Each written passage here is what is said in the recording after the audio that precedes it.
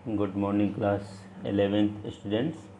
हमारा यहाँ पर डिस्कशन देखो, अभी आज फ्राइडे है और आप लोगों को 2 वीडियोस देखने हैं क्योंकि हमें आज अपना सेकंड चैप्टर कंप्लीट करना है। मंडे ट्यूसडे में एक वीडियो में थोड़ा सा अपने फर्स्ट चैप्टर का रिवीजन में थोड़ा कर डालूँगा। कुछ उसमें न्यूमेरिकल पार्ट भी एक आध इंक्लूड कर सकता हूँ। न्यूमेरिकल तो बहुत ज़्यादा है, जितना आप कर सकना उतना करना, क्योंकि उसके आगे फिर आप लोगों के टेस्ट स्टार्ट हो रहे हैं। टाइम टेबल आप लोगों के ग्रुप पे डाल दिया गया है, आप लोग अपनी प्रिपरेशन उसके अकॉर्डिंग कंटिन्यू रखिए। इसमें अब 2 रूल और बच रहे हैं। एक तो देखा जाए पाउली एक्सक्लूजन प्रिंसिपल बचा हुआ है और एक हमारा Hund's rule of maximum multiplicity बची हुई है। ये दोनों रूल हम लोग ख़त्म कर लें। इसमें पाउली एक्सक्लूजन प्रिंसिपल में भी क्वांटम नंबर का थोड़ा यूज़ है, एक आध एग्जाम्पल हम लोग इसमें कर सकते हैं। और हुंड्स रूल भी कह सकते हो कि थोड़ा बहुत अपनी हेल्प करेगा एग्जैक्ट क्वांटम नंबर कैलकुलेशन से रिलेटेड। पहले नंबर पे ये चीज़ समझा दूँ मैं आपको। नाम ही है Hund's rule of maximum multiplicity. अब ये मैक्सिमम मल्टीप्लिसिटी का क्या कॉन्सेप्ट है कि जब तक किसी भी एलिमेंट में किसी भी इलेक्ट्रॉन को सेम एनर्जी वाले अगर एम्प्टी ऑर्बिटल मिलेंगे तो इलेक्ट्रॉन पेयरिंग नहीं करेगा बल्कि उस ऑर्बिटल में जाएगा। यही हुंड्स रूल है। क्या समझाना चाह रहे हैं? Hund's rule states that when more than one orbitals of equal energies are available. क्या समझाना चाह रहा हूँ कि when more than one orbitals of equal energies are available the electron will first occupy this orbital singly with parallel spin. और single single ये fill होंगे और स्पिन उनकी पैरेलल होगी, मतलब क्लॉकवाइज होगी। The pairing of electrons will then take place. उसके बाद पेयरिंग होगी। जैसे कि एग्जांपल लेना चाहूँगा मैं, नाइट्रोजन का एग्जांपल यहाँ बड़ा अच्छा सेट होता है और इसके आगे की एग्जांपल और लूँगा। एटॉमिक नंबर सबको पता है नाइट्रोजन का 7 है। पहले तो आप अबाउ रूल के अकॉर्डिंग कॉन्फ़िगरेशन कर डालिए। देखिए 1s2 2s2 and 2p3। 7 electron देखो आपने डिवाइड कर दिया। 1s के अंदर 2 इलेक्ट्रॉन डाला। 1s के बाद देखो 2s का नंबर आएगा, 2s में आपने 2 इलेक्ट्रॉन डाला। फिर 2p के अंदर आपने 3 इलेक्ट्रॉन डाला। टोटल देखा जाए 2 2 4 और 3 7 कंप्लीट हो गए पूरे 7।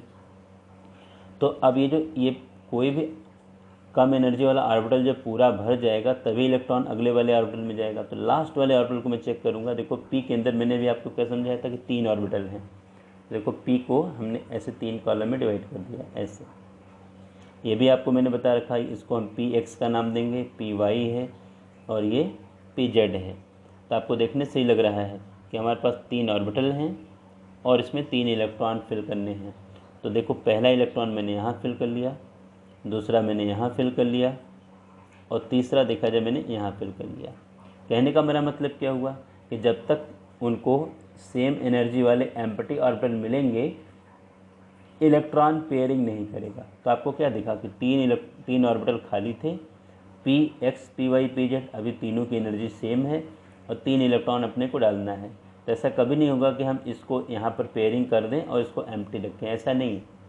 इलेक्ट्रॉन जब तक खाली ऑर्बिटल मिलेंगे सेम एनर्जी वाले तो सिंगल सिंगल फिल होगा। अब इसके बाद अगर और अगला इलेक्ट्रॉन, इसमें मान लो पी के अंदर 3 के बजाय 4 इलेक्ट्रॉन होते किसी के अंदर या 5 होते तो यहाँ आकर के इलेक्ट्रॉन की पेयरिंग होती, जैसा कि मैं अगले एग्जाम्पल में समझाना चाहूँगा। अब यहीं पर मान लो हमने अगला एग्जाम्पल ले लिया ऑक्सीजन, इसका एटॉमिक नंबर 8 है, आप सबको पता है। कॉन्फ़िगरेशन पहले कर डालो 1s2 2s2 2p4। तो अब देखा जाए अंदर के दोनों ऑर्बिटल पूरे भर गए तभी तो अगले वाले में इलेक्ट्रॉन गया। जैसा कि पता है कि जब लोअर एनर्जी का ऑर्बिटल फिल हो जाएगा तो अगले वाले ऑर्बिटल में एनर्जी यानी हायर एनर्जी में इलेक्ट्रॉन जाएगा, जैसा कि अबाउ रूल है। अब इसमें देखो पी है, पी के अंदर हमें फिर वही 3 कॉलम ज़्यादा आप बना नहीं सकते हो, 3 कॉलम बनाने हैं। 4 इलेक्ट्रॉन हैं। देखो ये पहला इलेक्ट्रॉन मैंने इसमें सेट किया, दूसरा मैंने यहाँ, तीसरा यहाँ। अब देखो चौथा इलेक्ट्रॉन, चूँकि ऑर्बिटल तो खाली है नहीं और किसी भी पर्टिकुलर ऑर्बिटल के अंदर 2 इलेक्ट्रॉन तो हो ही सकते हैं, तो जो अगला एक और बच रहा है वो फर्स्ट वाले के साथ देखो आकर के पेयरिंग करेगा, लेकिन ये एंटी क्लॉकवाइज डायरेक्शन में पेयरिंग करेगा। मतलब क्लॉकवाइज डायरेक्शन में पेयरिंग नहीं होगी, उल्टा करेगा इसके।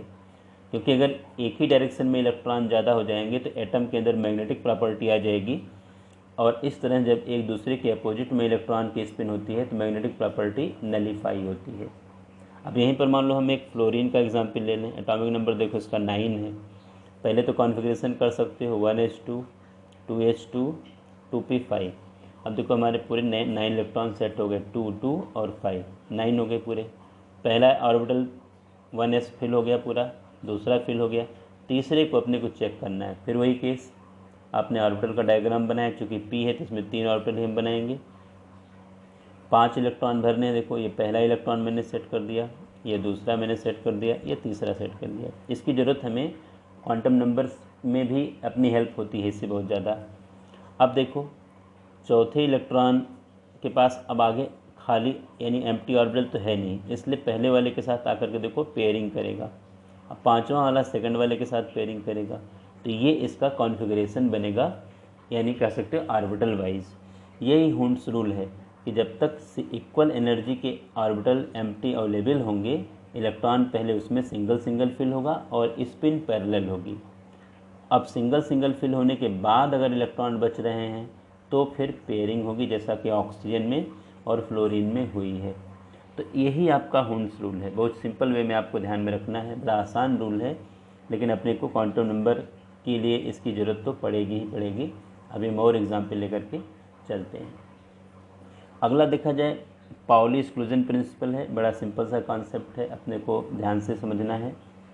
ये कॉन्सेप्ट बता क्या रहा है? अकॉर्डिंग टू इट, ध्यान देना, no 2 electron in an atom, मतलब किसी भी पर्टिकुलर एटम में 2 इलेक्ट्रॉन, कोई भी 2 electron can have all the 4 quantum number same, मतलब no 2 electrons in an atom, किसी भी एक एटम के अंदर कोई भी 2 इलेक्ट्रॉन की चारों जो क्वांटम नंबर बने आएंगी वो सेम नहीं आएंगी, कहीं न कहीं इसमें डिफरेंस ज़रूर रहेगा। इसको समझने के लिए अपने पास एग्जाम्पल तो हम कोई भी ले सकते हैं, लेकिन सबसे अच्छा एग्जाम्पल है हीलियम। आपको सबको पता है इसका एटॉमिक नंबर 2 है। अब एटॉमिक नंबर 2 है, पहले कॉन्फ़िगरेशन करिए 1s, और s के अंदर 2 इलेक्ट्रॉन हो सकते हैं, आपने 2 इलेक्ट्रॉन सेट कर दिए तो 1s2 इसका कॉन्फ़िगरेशन हो गया। ऐसे ऑर्बिटल डायग्राम बना दो, क्योंकि s की ऑर्बिटल में केवल एक ही ऑर्बिटल बनता है इसलिए, और यहाँ पर 2 इलेक्ट्रॉन्स हैं, तो ये देखो पहला इलेक्ट्रॉन और ये उसका दूसरा इसके साथ आकर के एंटी क्लॉकवाइज स्पिन में इसके साथ लग जाएगा, ये कॉन्फ़िगरेशन बना। तो देखा जाए ये फर्स्ट इलेक्ट्रॉन के लिए, और यहीं पर देखा जाए हम सेकंड इलेक्ट्रॉन के लिए क्वांटम नंबर लेकर के चलेंगे। तो ये जो s से पहले 1 है ये प्रिंसिपल क्वांटम नंबर को बताता है। तो आपको पता है कि n की वैल्यू 1 दोनों के लिए आएगी। l की वैल्यू देखा जाए, अब जब n की वैल्यू 1 है तो l की वैल्यू क्या, 1 - 1 0 आएगी। तो l की वैल्यू देखो दोनों के लिए 0 आएगी। m की वैल्यू l की वैल्यू पे डिपेंड करेगी, जब ये l की वैल्यू 0 है तो m की वैल्यू भी 0 आएगी। s की वैल्यू स्पिन पर शो करती है, और आपको पता है कि इसमें पहला इलेक्ट्रॉन क्लॉकवाइज स्पिन शो कर रहा है, इसलिए इसके लिए हम +12, दूसरा एंटी क्लॉकवाइज शो कर रहा है, इसलिए इसके लिए s की वैल्यू देखा जाए -12 हम लेकर के चलेंगे। अब ज़रा देखिए कि n की वैल्यू दोनों के लिए सेम आई, l की वैल्यू दोनों के लिए सेम आई, m की वैल्यू दोनों के लिए सेम आई, लेकिन s की वैल्यू दोनों के लिए अलग अलग आई, इसके लिए +12, इसके लिए -12। तो कोई भी एक एलिमेंट आप ले करके किसी भी 2 इलेक्ट्रॉन की चारों क्वांटम नंबर की बात आप कर सकते हो, और पाउली एक्सक्लूजन प्रिंसिपल को आप एक्सप्लेन कर सकते हो, क्लियर कर सकते हो। मेरे कहने का मतलब ये। तो अब कभी भी क्वांटम नंबर निकालने से पहले या कैलकुलेट करने से पहले आपको 3 रूल्स तो दिमाग में रखने ही पड़ेंगे। पहला तो पहला तो आपको अबाउ रूल्स, जिससे कि हम इलेक्ट्रॉनिक कन्वर्जन करेंगे। दूसरा देखा जाए हुंड्स रूल अप्लाई करेंगे कि लास्ट वाले ऑर्बिटल में इलेक्ट्रॉन की फिलिंग कैसे होगी, पहले सिंगल सिंगल फिर पेयरिंग, और उसके बाद देखा जाए फिर हम क्वांटम नंबर निकालने की तरफ आगे बढ़ेंगे। तो थोड़ा एक आध एग्जाम्पल लेना चाहूँगा मैं यहाँ पर। देखो मैंने इसीलिए खाली पेज रखे हैं एग्जाम्पल के लिए। कोई बड़ा एग्जाम्पल लेके चलूँ मैं, जैसे मान लो कि अगर हम एग्जाम्पल ले लें आयरन का Fe, एटॉमिक नंबर देखो इसका 26 है। तो पहला काम तो आप इसका कॉन्फ़िगरेशन कर डालिए, मान लिया जाए। अब जैसे आपको पता है कि हुंड्स ये अबाउ रूल के अकॉर्डिंग आपको कॉन्फ़िगरेशन करना है, तो वो आपको आना चाहिए, जो मैंने एनर्जी लेवल वाला डायग्राम इससे पहले और उससे पहले वाले वीडियो में मैंने दे रखा है। अब देखो कॉन्फ़िगरेशन जब इसका करोगे तो 1s के अंदर 2 इलेक्ट्रॉन, फिर 2s का नंबर आएगा, फिर देखिए 2p का नंबर आएगा, पीक कैपेसिटी 6 है। 2p के बाद देखा जाए 3s का नंबर आएगा, फिर देखो 3p का नंबर आएगा, 3p के बाद देखो 4s का नंबर आता है, तब जा कर के 3d का नंबर आता है। तो आपके पास अभी देखा जाए 2, 2, 4, 10, 12, 18, 20, तो आपने 20 इलेक्ट्रॉन देखो यहाँ तक सेट कर दिए, फिल कर दिए, और अपने पास 26 इलेक्ट्रॉन हैं, 6 इलेक्ट्रॉन अपने पास और बचे हैं, और डी कैपेसिटी 10 की है। तो मैंने कहा ना 6 हैं, 10 से कम, यहाँ पर 6 इलेक्ट्रॉन यहाँ पर सेट हो जाएंगे। अब मान लिया जाए मैं लास्ट वाले इलेक्ट्रॉन की क्वांटम नंबर निकालना चाहता हूँ जो 26 नंबर पर इलेक्ट्रॉन अवेलेबल है, और आपको पता है कि एक तो n अपने को चाहिए, एक अपने को l चाहिए, फिर अपने को m चाहिए और अपने को s चाहिए, ये 4 नंबर अपने को चाहिए। तो सबसे पहले देखा जाए ये जो मैंने कहा ना कि SPDF से पहले जो ये नंबर हैं ये प्रिंसिपल क्वांटम नंबर को शो करेंगे। तो अब 26 नंबर वाला इलेक्ट्रॉन देखो, पहला दूसरा तो 1s में है, तीसरा चौथा 2s में है, 5वें से लेकर 10वें तक 2p में है, 11वां 12वां 3s में है, और इसके बाद देखो 13 से लेकर के 18 तक 3p में है, और 18 तक 19 20 देखो इसमें 4s में है, और 21 से 26 तक 3d में है। तो चूँकि हमें लास्ट इलेक्ट्रॉन की बात करनी है तो जो 3d6 है, तो जो 3 है ये प्रिंसिपल क्वांटम नंबर है, तो n की वैल्यू देखो 3 आ गई। अब आपको समझाना चाहूँगा कि चूँकि n की वैल्यू 3 आ गई तो l की वैल्यू हमेशा पता है n-1 से आती है, तो पता है कि ये 0 1 2 यहाँ इतनी आएगी, 0s के लिए, 1p के लिए, 2d के लिए, और इलेक्ट्रॉन चूँकि d में है तो l की वैल्यू सीधे हम यहाँ पर 2 रखेंगे, 0 या 1 को मेंशन नहीं करेंगे क्योंकि हमें उस पर्टिकुलर इलेक्ट्रॉन की क्वांटम नंबर देखनी है। अब अपने को देखो l की वैल्यू ही मिल गई। अब हम m पर आएंगे, चूँकि पता है कि जब l की वैल्यू 2 आ रही है तो 100% अब हम m की कितनी टोटल वैल्यूज़ आएंगी, -2, -1, 0, +1, +2, लेकिन इलेक्ट्रॉन किसी एक में होगा, इसलिए हम लोग क्या करते हैं ऐसे ऑर्बिटल डायग्राम बना लेते हैं। d के लिए first, second, third, fourth, fifth, तो 3d6।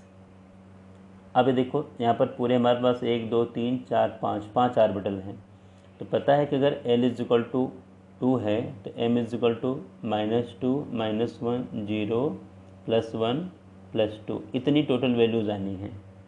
तो अब देखा जाए -2 किसके लिए आएगी, इसके लिए, इलेक्ट्रॉन यहाँ पर है, -1 इसके लिए, 0 इसके लिए, +1 इसके लिए, +2 इसके लिए, ये हमारे सामने वैल्यूज़ आएंगी। हमारे पास इलेक्ट्रॉन देखो कितने सेट करने हैं, 6। पता है हुन्स रूल के अकॉर्डिंग पहले इलेक्ट्रॉन देखो सब एनर्जी सेम है तो सिंगल सिंगल फिल होगा। ये देखो पहला, दूसरा, तीसरा, चौथा, पाँचवा, और टोटल इलेक्ट्रॉन 6 हैं, 5 तो आपने फिल कर दी। छठे नंबर के इलेक्ट्रॉन को आगे कोई ऑर्बिटल मिलेगा नहीं, इसलिए पहले वाले के साथ पेयरिंग करेगा। अब ज़रा देखो इसके नीचे जो हमने नंबर ले रखा है ये m है, तो m की वैल्यू देखो यहाँ पर क्या आ जाएगी, -2, क्योंकि लास्ट इलेक्ट्रॉन यहाँ पर देखो ये एंटी क्लॉकवाइज हम लोगों ने शो कर रखा है। इसी तरह से आपको फिल करना पड़ेगा। और s की वैल्यू जो आएगी, फर्स्ट इलेक्ट्रॉन क्लॉकवाइज +½ और दूसरा इलेक्ट्रॉन एंटी क्लॉकवाइज -½ तो इसके लिए देखा जाए हम -½ ले लेंगे। तो हमारे कहने का मतलब क्या है कि ये देखा जाए Fe के 26 नंबर इलेक्ट्रॉन की चारों क्वांटम नंबर है, आपके सामने दे दी गई। इतना सब कुछ आप लोगों को इसमें समझना है। आगे आप लोगों को इलेक्ट्रॉनिक कॉन्फ़िगरेशन और ये सब अच्छी तरह से सीखना है, करना है। अब अपना जो चैप्टर है, सेकंड चैप्टर, वो कंप्लीट है। फर्स्ट यानी मंडे और ट्यूसडे में मैं 2 वीडियो ऐसे डालूँगा, थोड़ा रिवीजन पर्पज़ के हिसाब से।